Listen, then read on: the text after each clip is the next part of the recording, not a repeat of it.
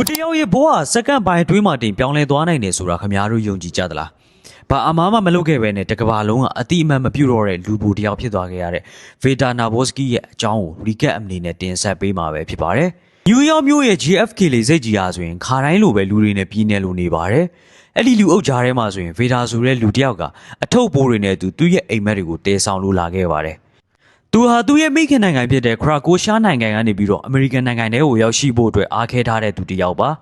ဒါပေမဲ့သူလေရင်ပေါ်ကဆင်းလိုက်တဲ့ခဏအတွင်းမှာပဲသူလာခဲ့တဲ့မိခင်နိုင်ငံဟာမြေပေါ်ကနေပျောက်ကွယ်လို့သွားခဲ့ပါပြီလူဝင်မှုကြီးကြပ်ရေးကောင်တာကိုရောက်တဲ့အခါမှာတော့အရာရှိကဗေတာရဲ့ passport ကိုစစ်ဆေးရင်မျက်မှောင်ကျုပ်သွားပါတယ်သူ့ရဲ့ passport ဟာအသုံးဝင်တော့တဲ့အကြောင်းနဲ့ဗေတာကိုလုံခြုံရေးတွေကတီးတဲ့အခန်းထဲကိုခေါ်သွားပါတော့တယ်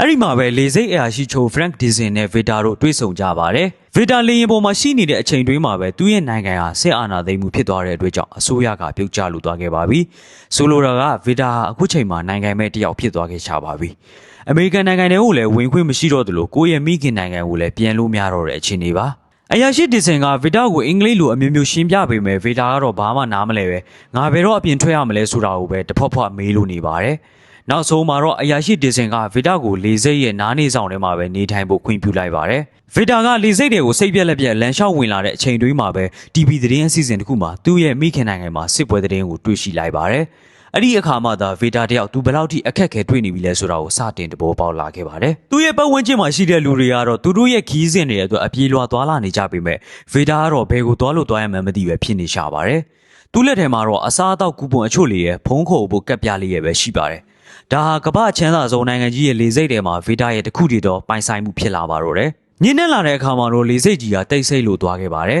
။ဗေတာတယောက်အသုံးမပြုတော့တဲ့ Gate 67လူသူမရှိတဲ့နေရာလေးတစ်ခုမှာနေရာယူလိုက်တာပေါ့ဗျာ။သူဟာအဲ့ဒီခုံတန်းလျားတွေကိုတစ်ခုနဲ့တစ်ခုဆက်ပြီးအိပ်ရာလုပ်ရပါတယ်။ခေါင်းမရှိဆောင်မရှိပဲနဲ့သူ့နိုင်ငံကသတင်းတွေကို TV မှာကြည့်ရင်သူဘလောက်ကြာဒီမှာနေရမယ်ဆိုတာကိုဘယ်သူမှမသိနိုင်တော့ပါဘူး။ဗေတာဟာညဘက်လေဆိပ်တန်းစင်ခန်းထဲမှာမျက်နှာသိရင်မန်တွေကသူ့ကိုသူပြင်ကြည့်နေရှာပါတယ်။မနေ့ကအထိသူဟာဂုံသိက္ခာရှိတဲ့လူတစ်ယောက်ပါအခုတော့သူဟာလေဆိပ်ရဲ့နေရန်ကြားမှာပျောက်ဆုံးနေတဲ့လူတစ်ယောက်ဖြစ်သွားရှာပါပြီနောက်တစ်နေ့မှာတော့ပထမဆုံးရင်ဆိုင်ရတဲ့ပြဿနာကတော့ဝမ်းစာရေးပါပဲ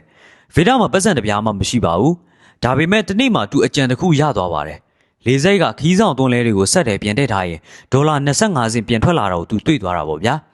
အဲ့ဒီအချိန်ကစပြီးဗေတာလေဆိပ်အနက်မှာရှိတဲ့ပြစ်ထားတဲ့သွင်းလဲတွေကိုတစ်ခုချင်းလိုက်စုပြီးတော့ဘာကာဝယ်စားဖို့ပတ်စံရှာရပါတော့တယ်ဒါဟာတင်ငယ်စရာလို့ထင်ရပေမဲ့ဗေဒါအတွက်တော့ဒါဟာဂုံသိက္ခာရှိတဲ့ရှင်တန်ခြင်းတစ်ခုပါပဲဒါကိုကြည့်ပြီးလေဆိပ်အရာရှိချုပ်ဒီပစင်ကဗေဒါကိုဗိုက်စာပြီးလက်လျှော့ကနယူးယောက်တဲကိုခိုးဝင်ဖို့အတွက်စ조사လာအောင်အမျိုးမျိုးကြံဖန်ပြီးတော့စောင့်ကြည့်နေရှာပါတယ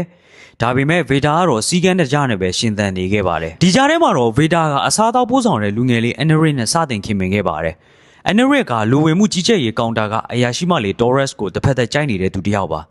ဗေဒါကတော်ရက်စ်ရဲ့အကြိုက်တွေကိုစုံစမ်းပေးမယ်ဆိုတဲ့ကတိနဲ့အန်နရစ်စီကနေနေ့တိုင်းအစားအသောက်တွေကိုအလကားရအောင်စီစဉ်နိုင်ခဲ့ပါတယ်ဒီလိုနဲ့ဗေဒါကလေဆိပ်နောက်ွယ်ကဝန်ထမ်းလောကတွေကိုထဲထဲဝင်ဝင်ရောက်ရှိလို့သွားခဲ့ပါတော့တယ်ဗေဒါအတွက်အခက်အခဲဆုံးကတော့အိန္ဒိယလူမျိုးတန့်ရှည်သမားအဖိုးကြီးကပ်တာပဲဖြစ်ပါတယ်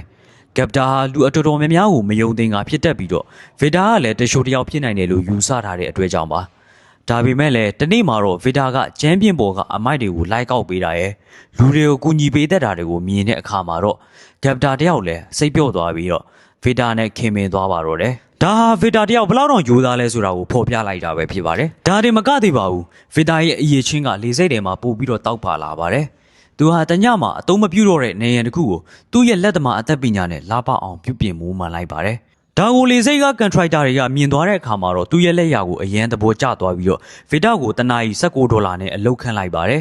အခုဆိုရင်ဗေဒါဟာဒုက္ခသည်တယောက်မဟုတ်တော့ပဲကိုချီတော့ပေါ်ကိုရက်တည်နိုင်တဲ့အလုပ်သမားတယောက်ဖြစ်လို့လာခဲ့ပါပြီဒီဇလန်ရဲ့အလားပါဆုံးအပိုင်းကတော့လေမယ်လေးအမ်မီလီယာနဲ့တွေ့ဆုံခြင်းပါပဲအမ်မီလီယာဟာအိမ်တော်ရှိသူတူနဲ့မာယွန်းနဲ့အချစ်ဇလန်တစ်ခုမှာစိတ်တန်ရန်ရနေသူတူပါဗေဒါကတော့သူမကိုစိတ်ရည်နဲ့ကူညီပေးနေရှာပါတယ်သူတို့နှစ်ယောက်ဟာလေဆိပ်ထဲမှာပဲအတူတူလမ်းလျှောက်ရင်ဒါမှမဟုတ်စကားတွေပြောရင်းနဲ့ပဲတန်ရောစင်ဖြစ်လာကြတာပေါ့ဗျာဗ ဗေဒါဟာအမလီယာအတွက်လေစိတ်ရဲ့ဝရန်တာတစ်ခုမှာ The Destiny လို့အမိပေးထားတဲ့ညစာစားပွဲတစ်ခုကိုတငယ်ချင်းတွေရဲ့အကူအညီနဲ့ဖန်တီးလိုက်ပါတယ်။အဲ့ဒီညမှာပဲဗေဒါကအမလီယာကိုသူ့ရဲ့နိုင်ငံမဲ့အခြေအနေနဲ့အဖေအတွက်သူလုပ်ပေးခြင်းတဲ့ဂရုတွေအကြောင်းကိုပထမဆုံးရိုးရိုးသားသားဖွင့်ဟပြောပြခဲ့ပါတယ်။ဒီလိုနဲ့ပဲလေစိတ်ကြီးဟာဗေဒါအတွက်တော့အချင်းတောင်တစ်ခုမဟုတ်တော့ပဲချစ်ချင်းမြတ်တာတွေနဲ့ပြီးနေနေတဲ့နေရာတစ်ခုဖြစ်လို့လာခဲ့ပါတယ်။ဗေဒါတယောက်လေစိတ်တွေမှာအချိန်6လတောင်ကြာခဲ့ပါပြီ။အချိန်တွေဟာတရွေ့ရွေ့ကုန်ဆုံးသွားခဲ့ပေမဲ့ဗေဒါရဲ့မျောလင်းချက်ကတော့ပျောက်ကွယ်မသွားခဲ့ရှာပါဘူး။တနေ့မှာတော့ဗေဒါနဲ့လေစိတ်တစ်ခုလုံးကစောင့်မျှော်နေကြတဲ့သတင်းကောင်းကြီးတစ်ခုရောက်ရှိလို့လာခဲ့ပါတယ်။အဲ့ဒါကတော့ခရာကိုရှားနိုင်ငံမှာစစ်ပွဲတွေပြီးဆုံးသွားပြီဆိုတာရဲ့နောက်ပြီးငြိမ်းချမ်းရေးရသွားပြီဆိုတဲ့အကြောင်းကိုသတင်းအစီအစဉ်တစ်ခုမှာကြီးညာလို့နေပါတယ်။ဗေဒါအတွက်ဒါဟာလွတ်မြောက်ခြင်းအလင်းရောင်တစ်ခုပါပဲ။သူ့ရဲ့နိုင်ငံမဲ့ passport ဟာပြန်လည်အသွက်ဝင်လာပြီးဖြစ်လို့နယူးယောက်မြို့တဲကိုပြန်လည်ဝင်ရောက်ဖို့အတွက်အခွင့်အရေးရရှိသွားပြီဖြစ်ပါတယ်။ဒါပေမဲ့အရာရှိချုပ် Francis ကတော့ဗေဒါကိုလွယ်လွယ်နဲ့အရှုံးမပေးချင်သေးပါဘူး။အရာရှိဒီဇင်ကတော့ဗေဒါကိုနယူးယောက်ထဲပေးမဝင်ခြင်းပဲချက်ချင်းအိမ်ပြန်ပို့ဖို့အတွက်ကြိုးစားနေကြပါတယ်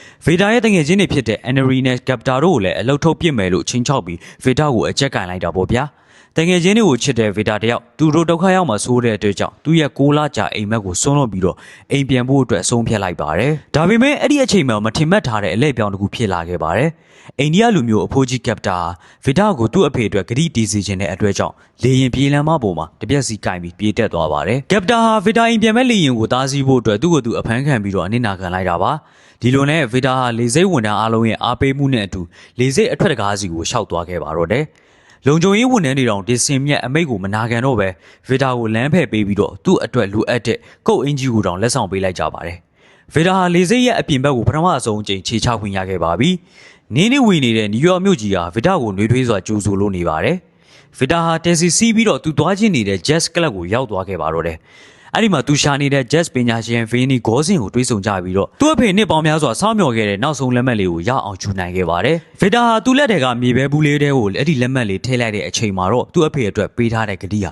အားလုံးပြည့်စုံလို့သွားခဲ့ပါပြီ။ဇလန်လေးရဲ့နောက်ဆုံးမှာတော့ဗေဒါဟာတက္ကစီတစ်စီးကိုတားလိုက်ပါတယ်။ driver ကဘယ်ကိုသွားမလဲမေးတဲ့အခါမှာတော့ဗေဒါကအေးချမ်းပြီးယုံကြည်မှုရှိတဲ့မျက်နှာလေးနဲ့ပြန်ပြေးလိုက်ပါတယ်။ကျွန်တော်အိမ်ပြန်มาတော့မယ်လို့ဖြေချရင်းနဲ့ဇလန်လေးကိုအဆုံးသတ်လိုက်ပါတယ်။အားလုံးကိုကျေးဇူးတင်ပါတယ်ခင်ဗျာ။